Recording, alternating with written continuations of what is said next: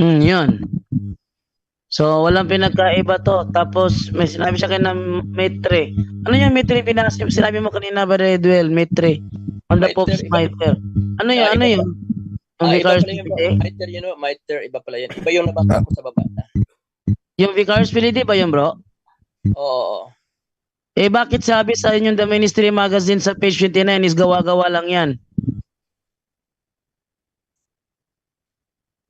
Gawa-gawa.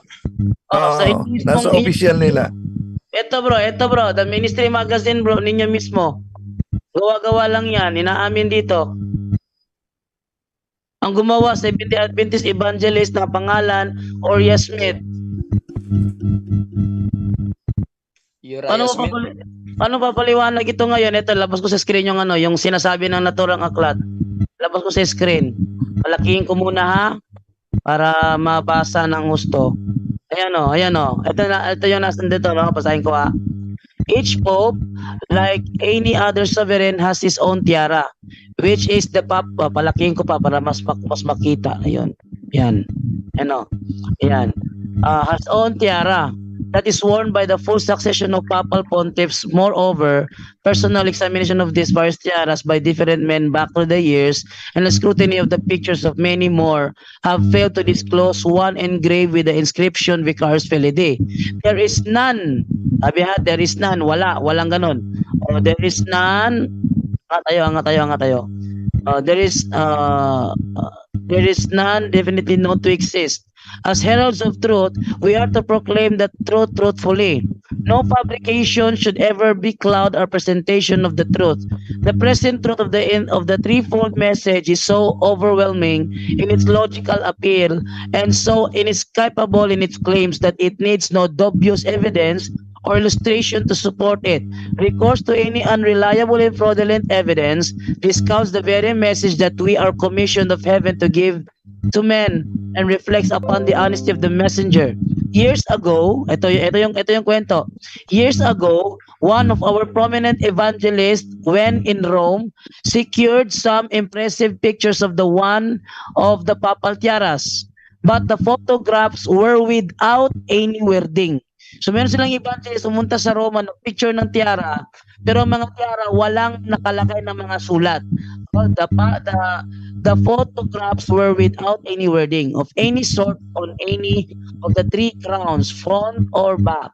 Later, sa kahulihan, an artist in attempting to re-illustrate one of our standard books on the prophecies took these genuine photographs of plain tiara and lettered upon it the three words Vicarius Filii, one on each of the three crowns. Sabi dito, sa kahuli-hulihan, isang artist para ma-illustrate nila yung kanilang imahe, kumuha ng genuine na photograph ng tiara na walang sulat, plain tiara, walang nakasulat, and lettered upon it, at ito'y kanilang sinulatan. Nilagyan nila ng letra, Vicarius Filii. Totoo ba sinasabi ng The Ministry Magazine ninyo na yung tiara na may nakalagay na Vicarius Filii ay gawa-gawa lang pala ninyo? Edwell, ito ay dokumento ninyo ha. The Ministry Magazine ito. Sige bro, wala man akong sinabing sa inyo yan, yung Vicarius Filii, wala man akong sinabi, di ba? Hindi. Totoo bang sinasabi ng naturang dokumento na kayo lang ang naglagay ng letra Vicarius Filii sa corona ng Papa? Wala ito sa original. Hindi ko rin yan masabi bro, no? At saka wala din akong sinabi na sa inyo yung Vicarius Filii. Ay, tutuloy ko ang basa. Sabi dito ha. Later, Brad Jando. Yes. Nakuha mo ba yung kay Pastor Addison? Inamin at binasa ni Dison yan. Tapos ano sinabi ni Dison? Oo, totoo talaga na pag-illustrate lang, wala sa original, kaya di nagustuhan sa Ministry Magazine. Hindi ipinablis. Ito, tuloy natin ha, sabi dito.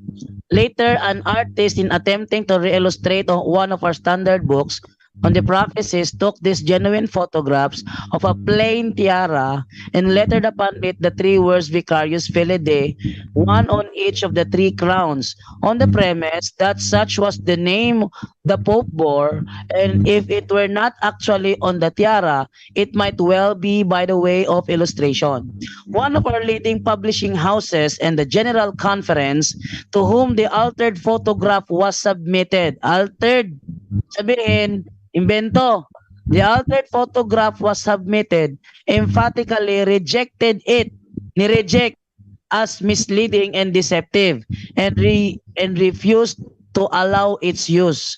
Regrettably, some of our evangelists who do not have all the facts and to whom the appeal of the moment has sometimes outweighed the ethics of the case, and who perhaps have not thought through the fraudulent character of such plausible but specious evidence, have occasionally continued Want to to use enjoy healthy this drinks for a anytime and similar anywhere? fabrication. Try our portable multifunctional juice. Oh, yun. So, sabi dito talaga na plain tiara lang, nilagyan ng Vicarius Filidae, isinabmit sa General Conference, pero ito ay altered photograph, kaya imbento.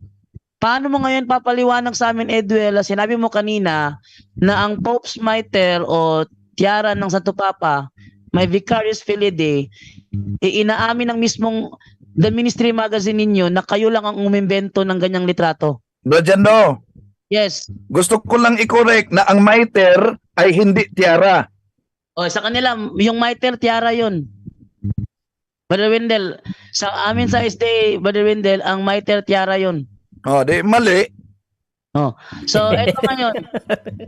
Brother Edwell, paano mo papaliwanag ngayon yan na mismo ang Ministry Magazine ninyo ang nagsasabi na wala talagang Vicarius Filidae sa tiara, kundi nilagyan nyo lang ng Vicarius Filidae at ipinalitaw na yan ang tiara.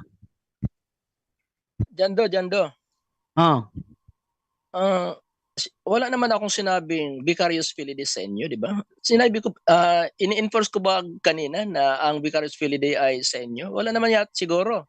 Ano yung sinabi mo kanina, bro, na sa Pope's Mitre? Ano yon? Binasa ko lang dito, bro, pero iba na pala itong sa baba. Di ba sinabi ko iba na to? Oh, ano yung sinabi dyan tungkol sa Pope's Mitre? Nandito nga din, So, bro Edwin. screenshot, pero i-PM ko na lang sa'yo, bro, ha? Okay, bro Edwin. So, bro, simula ba ngayon, bro? Bro Edwin, tanong ko lang, bro. Simula ba ngayon, bro, dahil naliwanagan ka na patungkol sa tiara na yan, hindi mo na yan gagamitin against sa amin? Matagal ko nang alam yan, bro. Wala man ako sinabi na sa inyo yung okay. Vicarius Filidae. Di ba sinabi ko ito? Honestly lang, John Re, honestly lang. Sinabi ko ba na ang Vicarius Filidae sa inyo? Kasi tinanong mo pa rin kaganina, bro, eh. Yung tanong mo kasi kaganina, may ano ka pa rin doon sa tanong mo. Meron pa rin yung... Bro John Ray. Yes, bro Wendell. Bro Angel, ituloy natin ito bukas, Bro Jando, dahil Oo nga, malalim na yung gabi. no? Nagpas na. Pero ito lang conclusion ko bago natin na total ituloy natin to bukas. Kung Ay. inamin ng kanilang Ministry Magazine, Brother Wendell, Bro Jando, bukas ng gabi, Biyernes, di ko alam kung meron bang sacramental blessing. so ituloy natin ito bukas, Bro Jando. Sige.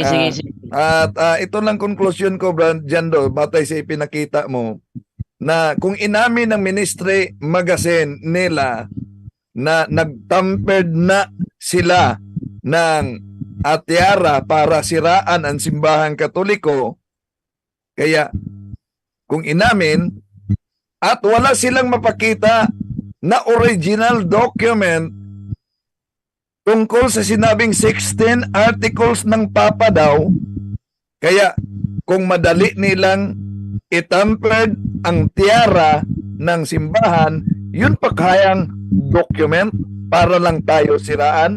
Yun po, Bro Jando. Okay. Redwell, continue na tayo bukas ng gabi. Sabi ni Brother Wendell, okay ka? Ay, sabat sa bro? Sabat sa SDA, bro. Hindi ko lang alam kung available ba si Edwell niyan. Hindi na ako Available. available dyan, bro. Sabat, bro. Ayaw ko mag-discuss. So, hindi siya available niya, Brother Wendell, dahil Venus ng gabi, Sabat sa SDA. Next week na lang, next week. Next week na lang, Brother Edwell, okay ka? Wednesday? Tuesday? Anyway, may debate man tayo sa Lunes, di ba? Tuesday. Sige, kung may time. Sige. Brother Jan lang. Gusto ko lang magkaroon ng huling panalita, no? Sige, go ahead, bro. Go ahead. Actually, thank you, Jando, ano? Thank you sa time. At saka itong John Ray, medyo na-upset lang talaga ako, John Ray, kasi wala man akong iginigiit kanina. Pero masyado siyang nanggigit sa akin. Anyway, thank you din kay Wendell Talibong. Bro, Wendell, salamat matagal na rin kitang hinahangaan na Bro, ako din ano lang ako ng pasensya kung medyo na-upset kita, bro. No, hindi naman yun ang hangarin ko. Medyo diniinan ko lang kasi yung pang-iipit sa'yo kanina para lumabas yung katotohanan. Yun lang yun at hindi yun intensyon na ipahiya ka. Pinapalito ko lang talaga yung katotohanan doon, bro. Sorry if I upset you, but hindi yan ang intention ko, bro. I love you, bro, as my brother in Christ pa rin. Okay, Brother Edwell. Yung huling mensahe mo, bro. Okay. So, si Wendell, okay, thank you. Pinapangarap ko rin na makakausap si Wendell at ngayon nangyari na nga eh. Okay, next time. Anyway, may patuloy pa man tayo, So, by this time, Brother Jando, itong 16 article na inyong ipinaratang na kami ang may author nito. I-research ko pa ito kung kami nga ang may author nito. So, by now, stand lang muna yan. Kasi nandito naman sa YouTube, nandito sa Google. Yan lang naman muna, So, next time, ganun lang. Alamin ko muna kung sino nga talaga may author ng 16 article na sinabi nyo ay gawa-gawa ng Adventist. Ayan lang muna. And thank you very much po sa ponto por ponto. Sana maulit-mulit. Jando, bye-bye sa inyo dyan. Yes, welcome dito. Basta hindi lang. Basta matino lang kausap. Okay, thank you, Brother Edwell, sa iyong oras na ibinigay, So, hanggang Brother Jan, no? Yes, Brother Aljan. Bro, may kahilingan dito na nag-PPM sa atin kung pwede daw sana pag pumasok si Brother Edwell, kung pwede daw sana mag-open ng camera. Siguro sa next time, mag-open na ng camera yan ngayon. Ayan, thank you po. Okay, baka next time mag-open na ng camera yan. Sige, ikaw naman, Brother John Ray, mag-thank you naman, Brother John Ray, habang kinadawag ko itong mga sinin natin na. Okay, so thank you kay Brother Edwell. Actually, isa din yan si Bro Edwell na na palagi ko nakikita sa Libertas Convention at na-confirm ko ngayon na siya pala yung gusto iharap ni Buddy Russia sa akin. Bro Jando, siya pala yun. Nasabi ko kay Bro Russia na sa after na lang sa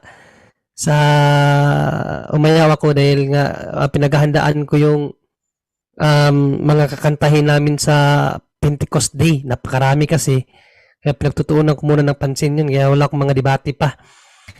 So, at least kahit paano na-meet ko na siya rito at yung alam medyo na-upset sa akin. Pero hindi naman natin yung intention na pahiyain siya or i-upset siya, Siyempre, kailangan i-squeeze natin para lumabas yung katotohanan.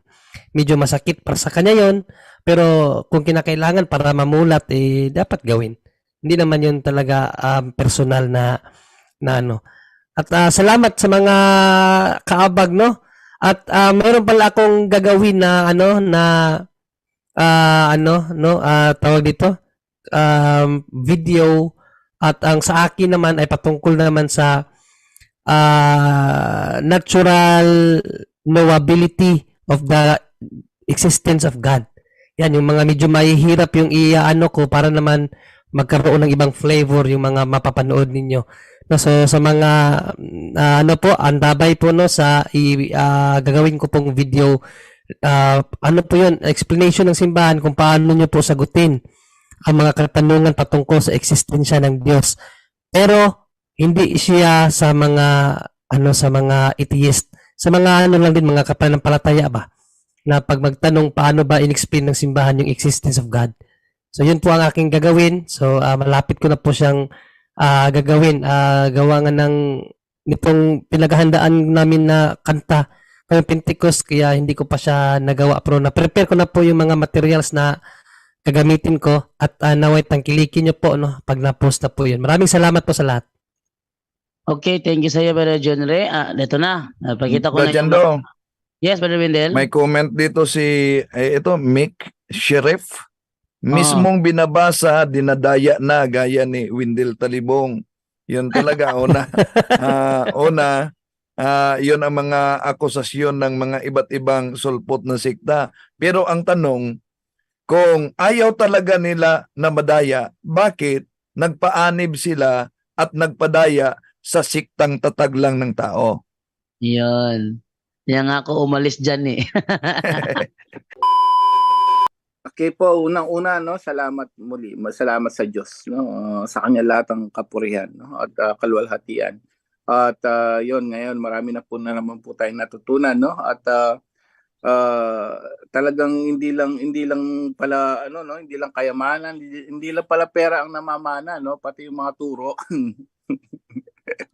So lahat ng mga turo ng mga founder namamana ng mga miyembro hanggang ngayon. But anyway, yes, mas maganda po 'yan, makipagtalakayan po tayo rito, no? Mas maganda 'yan para mas maliwanagan tayo. At ang nakita ko rito yung ang nakakatuwa dito yung alam mo yung mas alam niya tinututulan na natin pero pinipilit pa nila samantalang Catholic teachings yun mas alam pa nila kaysa sa atin. So sinasabi ng hindi nga sa Katoliko yan pero ipipilit sa Katoliko and para lang may masabi no, but anyway maganda rin po yan para maliwanagan ng mga tao yung mga naririnig nila sa mga ninunupa nila o mga founder nila. Ngayon dito, maganda yan. Itanong mo rito, kapatid, kung sino ka man, itanong mo rito kung totoo lahat yan, mapapatunayan mo, lahat yan ay invento lang ng mga founder ninyo. Yun lang po, naway nagabayan tayo ng Banal na Espiritu ngayong gabing ito. To God be the glory. Salamat po. God bless us all. Back to you, Bro Jando.